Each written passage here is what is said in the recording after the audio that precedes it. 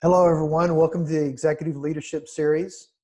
Today, we're going to talk about leadership science. Next slide, please. I'm your co-host, Mark Johnson, and I'm joined by Dr. Mark Hinderleiter. We've done several of these, and as you know, I'm an executive technology advisor, and Dr. Hinderleiter is an executive coach. And we're joined today by Rod Branch. Rod, if you'll go to the next slide, please. As you can see here on Rod's credentials, incredible leadership experience. He currently is a owner, founder of a consulting firm that does research and advisory work. He's done this for a long time, 40 plus years of business experience, former CHRO of a billion-dollar services company, as well as worked for many renowned, well thought of companies, as you see there on his bio. So we're very honored to have Rod with us today and sharing his expertise on leadership. And no matter how many years of leadership experience you have, anytime you have an opportunity to have an expert talk with you about leadership science and how you can improve your leadership capabilities, it's a great opportunity. So thank you, Rod, for sharing this with us today. And with that, I'll turn it over to you, Rod. Thanks as always, guys. I am in some incredible company with these two experts on their own. And today we're going to talk about really what executives don't like talking about. They don't like admitting to some of these things. For instance, how many of you out there, either on this recorded version of this or live right now, have worked for what you would consider someone who has narcissistic tendencies? I'm sure you all have, so I'm sure all of you are raising your hand somewhere out there in the internet land. But how many of those leaders that you've worked with would admit to you they were a narcissist, or that they had narcissistic tendencies, or that they were a command and demand kind of control person? I think most of us would say that we tolerate those kinds of people. But there's some science about how they got that way. And that science will help us understand better how to work with them. And that's what we're going to talk about today. And this is a relevant topic right now. And I'm going to show you just a few slides of some quotes that are current slides, or current quotes right now. Here's one from Gallup. During an emergency, it's common for companies to scale back their people development efforts. We all know that's true. We're all working for companies where they've cut it back in areas where perhaps they shouldn't. You know, the leader demonstrates the power that comes with remembering there is a heartbeat behind every name tag. That's connecting to the people. And that comes from Forbes Coaching Group. Another one from 2020 in March. Developing leaders in your organization reduces costs, drives new lines of revenue, and improves customer satisfaction. That goes to the ROI. Why do we even do leadership development?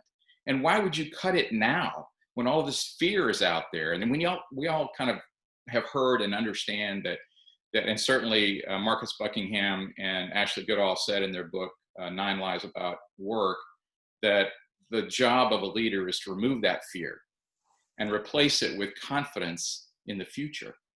And if you need that more than ever right now, why would you cut your resources that actually do that? And then, of course, Simon Sinek, he's as popular as Brene Brown in celebrity status now, said in a tweet a couple of years ago now, the responsibility of a company is to serve the customer. The responsibility of leadership is to serve the people so that their people may better serve the customer. If leaders fail to serve their people first, customer and company will suffer. So why would you cut your leadership development now in the middle of all this need we have? So this is a busy slide, and I'm hoping that we can, and I'm actually inviting you to contact me if you would like copies, particularly of this slide, because this is essentially my reading list and where I've gotten a lot of this current research about leadership. And I included some of this work in my thesis that's just been a few years ago, my graduate thesis. But let's start quickly at the upper left. Dare to Lead by Brene Brown, where we talk about knowers and learners. We're going to talk about a lot about that today. The Crucial Conversation has been around about 20 years about how we communicate with each other.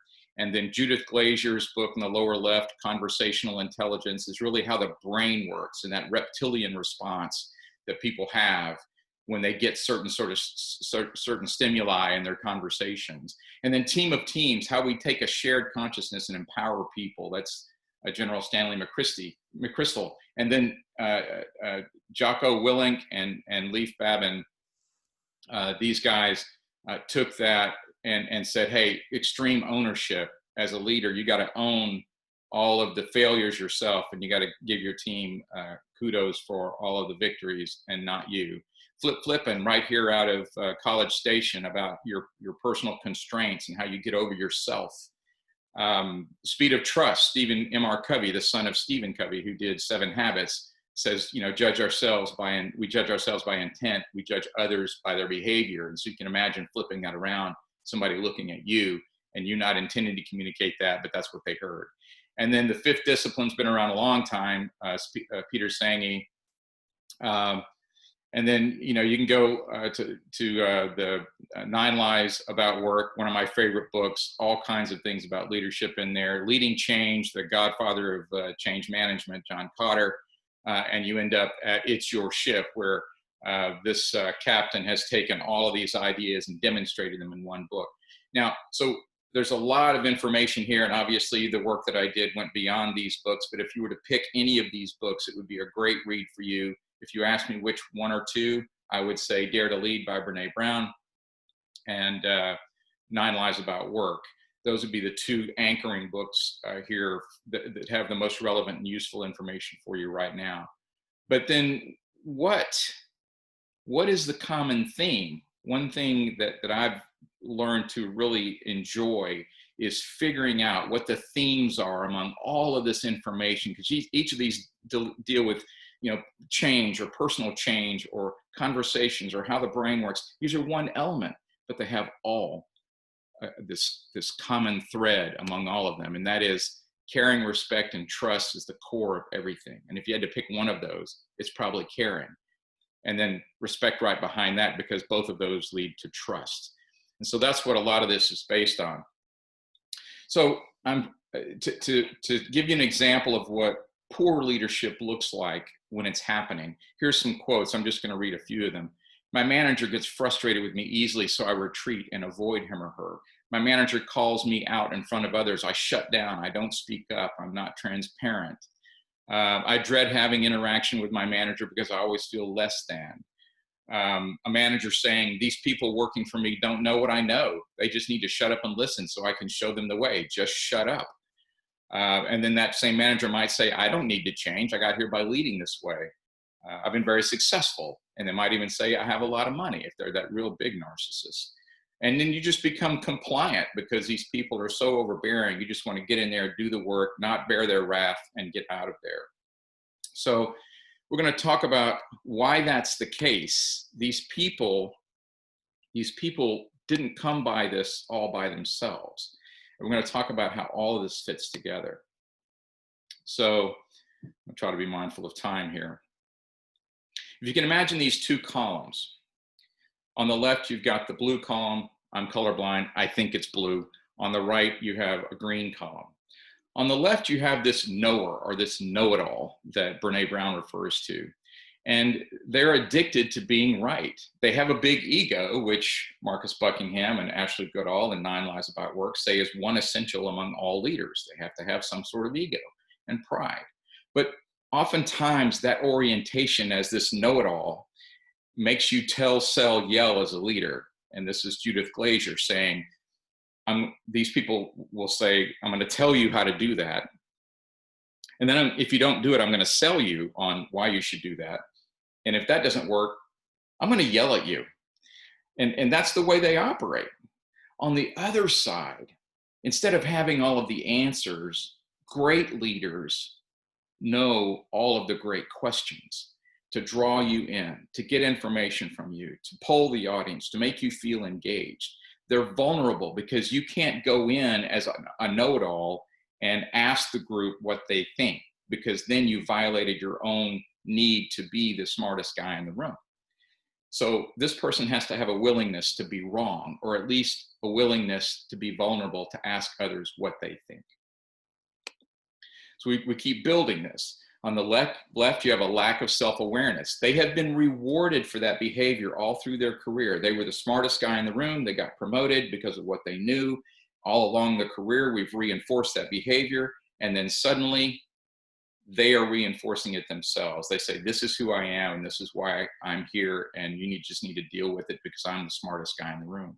On the other side, these people are self-aware of their personal constraints. And that's Flip Flippen's book, The Flip Side. I'm aware of my shortcomings. I know I'm not the smartest person in the room. In fact, I don't want to be the smartest person in the room, because if I am, I shut down the communication from everybody else. They're self-aware about that. So on the left side, you have a guy that or a woman that doesn't listen. They're not inclusive. A big topic right now, being inclusive and being diverse. But they don't listen. They're not inviting people into the conversation. And when they don't do that, or when they talk over people who try to make a counterpoint, or they're afraid they're going to have somebody in the room that's smarter than them, they shut down the people at the table. So the followers are inhibited. This is all researched science. This is how people got how they were, how they are.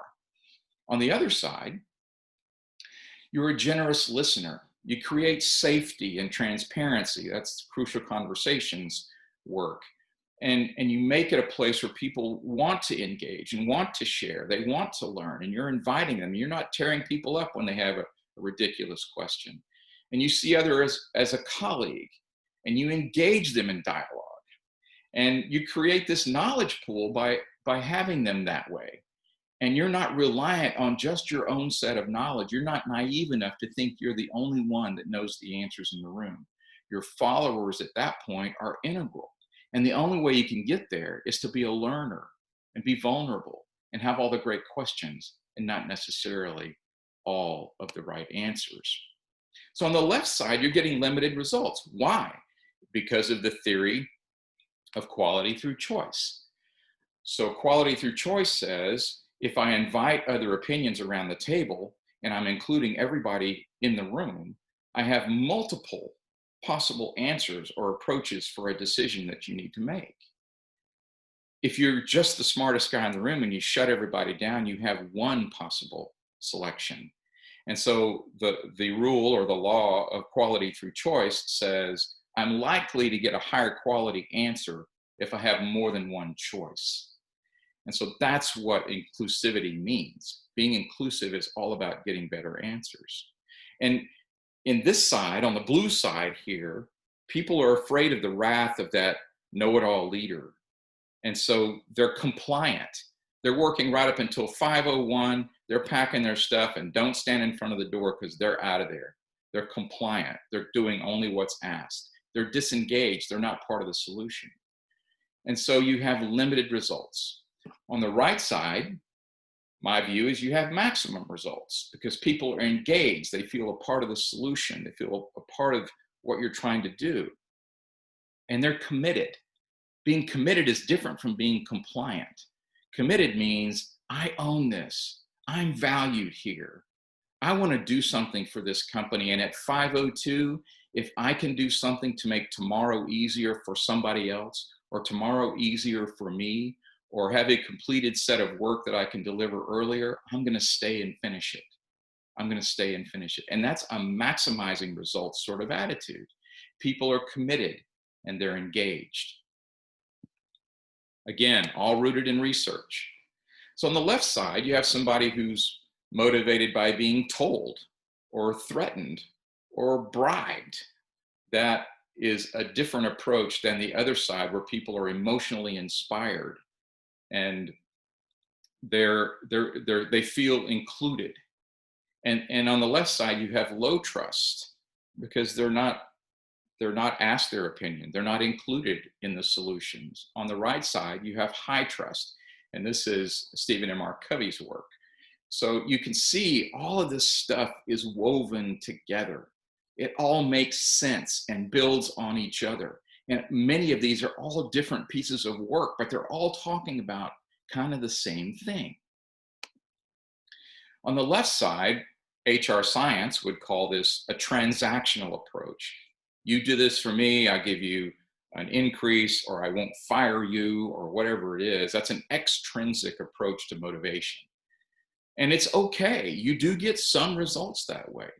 But what if we had a transformational type set of results and people were intrinsically involved, motivated because it comes from the heart, motivated because they want to be part of it? And this is training that we now say is not necessary. And so we're cutting it from our budgets now, when I think this approach is needed more than ever. And for those of you who've seen me on other webcasts, we all carry around this Santa sack full of stuff on our back every day. And right now in that sack is kids who are home from school. They're not probably in school now, but most of them were being homeschooled at one time. They're not out there with their friends. They're not getting their summer camps done. You've got spouses who are home. Some of them are unemployed. Some of you have parents living with you, or children who have special needs. And all of that stuff is in our sack. And when we went to an office, we carry that around on our back every day. Now we're just carrying it around on Zoom calls. But when somebody's off one day, it's probably because of something in that sack, not necessarily related to something at work. And empathy, which is the overarching skill set here that we're getting at for leaders, is about acknowledging that sack. Mark, you look a little off today. And I'm just asking because I care about you. And is there anything I can do, or anything that I've done that's caused that, or any way that I can help you with that? Because I want to validate that that's an issue that we all suffer with. And maybe your load is just a little bit bigger today. It's validating them. It's empathy. And when somebody cares, remember that first slide where all those arrows are pointing to the middle? When you care and you show that respect by acknowledging that, it builds a trust. And that trust will get you committed workers. And that's the column on the right. So the difference in the two columns is a lost potential. And that's what those quotes in the beginning were talking about. They were talking about sales and revenue and all of this that can be gained by taking care of the people who take care of the customers. If people don't feel taken care of by their leaders, they're not going to feel like taking care of the customers. And so the business suffers by not having this fully engaged leader. So it's a lot of information, but all of those books that I showed you in the beginning can build this for you. And if you took this one slide and just kept it to the side as you read some of these books, as you come across these amazing pieces of research and axioms and things that they come up with, you can go back to this chart and find almost every one of them, because they're all tied together.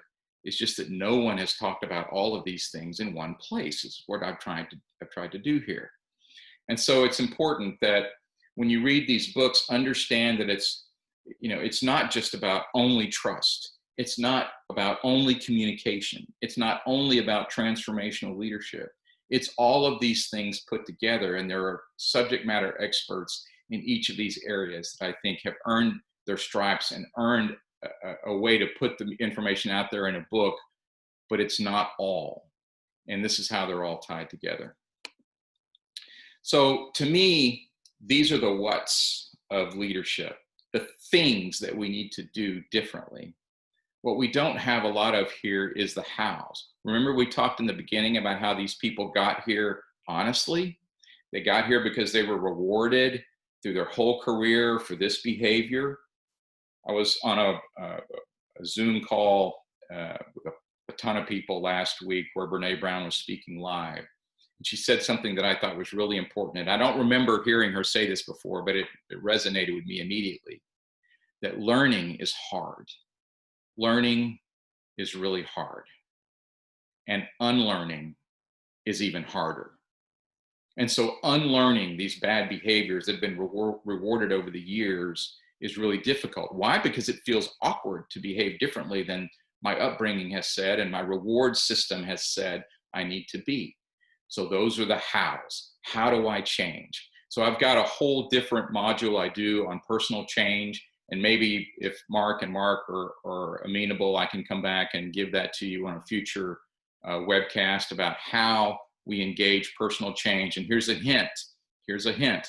It's related to Alcoholics Anonymous. I know, not that we're all alcoholics during these days being home. has nothing to do with that. But the process that they use is a good one, and one we can borrow from when we talk about personal change for these leaders.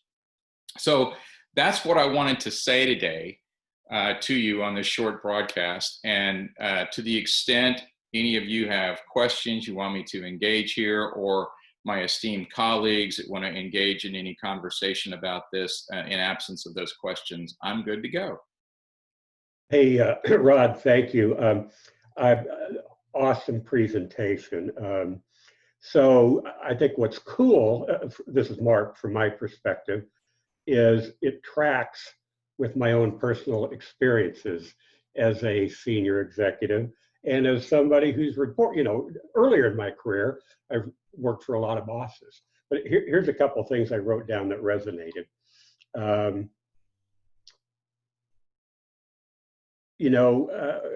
Where kind of both of your columns there, Rod. So on the left-hand column, what I wrote down is the boss's idea wins, right? Yes. Right. And the leader on the right-hand column that's more collaborative and self-aware, they lead in a way that the best idea wins. Absolutely. I'm not fighting for mine, I'm fighting for the best one. So I'm really engaging my team.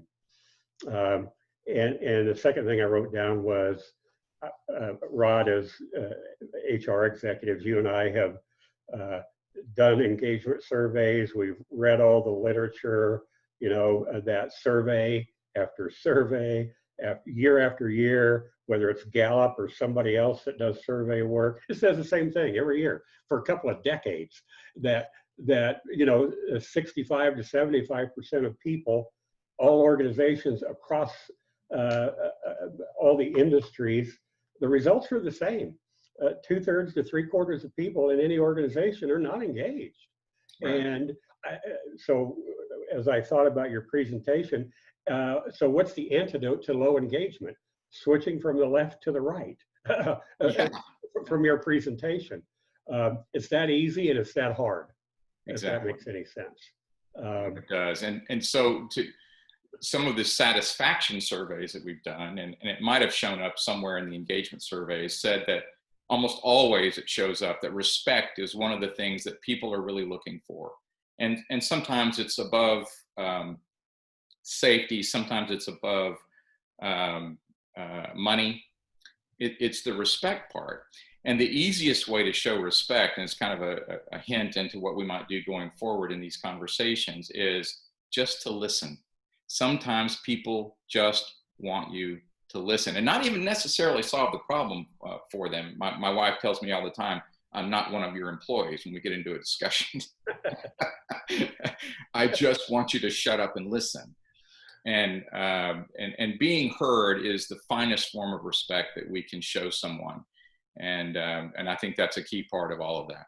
Well, I am telling you, buddy, I got that same speech myself. And I learned well, by the way. So, third thing I wrote down, Rod and Mark, is you're talking about the smartest guy in the room. And that is that can be so obnoxious and off-putting, like, well, you just shut up. We're all thinking it, right? And we just check out, we're in a meeting, we just, we're just hearing the blah, blah, blah, and we just go somewhere else.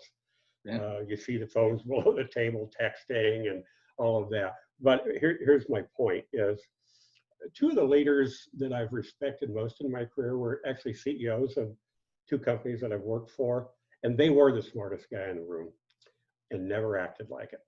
Yeah. Never acted like it. Never once, in my experience anyway. No. I mean, they were strong leaders. They would make the final decision, but not after listening to people and getting input. And I never, at least with these two people, saw any condescension. Yeah. It was nothing but respect for what you said, Rod. It was, they treated everybody with respect. Does that mean we never had some robust conversations? No, it didn't mean that. That meant we respected each other to have different points of view. So again, just my real world experiences just really track with what you're talking about. Great So, observation. so Mark, we're fortunate when we're in an organization like you just described, where the CEO and senior leadership team fits that model. We probably all worked in an organization at some point in our career, though, that wasn't the case. Matter of fact, Oh yeah, Mark, you and I have talked about that. yeah. And so I had a case where I had a director that worked for me that would be perfect model for the right column. I mean, it was spot on all the things that you'd want in that right column. It had got great results. Team loved him. But when I talked about him with the rest of the executive team, they called him weak. They perceived him as weak and ineffective, quote. And, I always tried to work with them to help them say, no, it's a different approach maybe than yours. As a matter of fact, I think it's a more modern, effective approach. But I guess the point I'm making here is, Rod, I think you have to educate the entire executive team as well to get them on board with this, that, it's a true transformation of the entire organization in order for this to be effective. And that command and control model that you just described, that shuns those who are more interactive leaders. Right. When you do a 360 feedback on those people, frequently the direct reports are afraid to put anything negative on there because they're afraid at some point it'll come back to bite them, or it'll be seen through and it'll bleed through as to who said what. And so the feedback we get, even from a 360, as anonymous as you can make it, won't give the information to that leader that says to them, you're not being effective. Oh, and this other guy over here that got these great marks from his team, he is. And they won't be able to see it. It's not an easy problem to solve for. And when you have these people who are 48 to 60 years old and you're trying to engage a change model that says you need to be different than everything you've done for the last 30 years, it's a big hill and you're pushing a big rock up that hill. Yeah, that reminds me of a good Marshall Goldsmith book. I think the title is "What Got You Here Won't Get You There." Correct. So that's kind of to what you were talking about, Rod. I have seen, kind of back to Mark's point, senior VP level folks we're in these executive meetings, keep their head down and their mouth shut. Senior VPs, Yeah. Because some dissension wasn't a different point of view, didn't feel safe. And man, that's on us as leaders if that's what if that's what we're getting from people. Exactly. Let me get in here real quickly. For those of you who are interested in getting that reading list and maybe even the graphic that shows how they're related to each other, my email address is rodbranch00@gmail. rodbranch00@gmail, and I'm happy to share that with you. Excellent. And Rod, also, if they contact us, we'll be glad to put you in touch with them as well. So Great.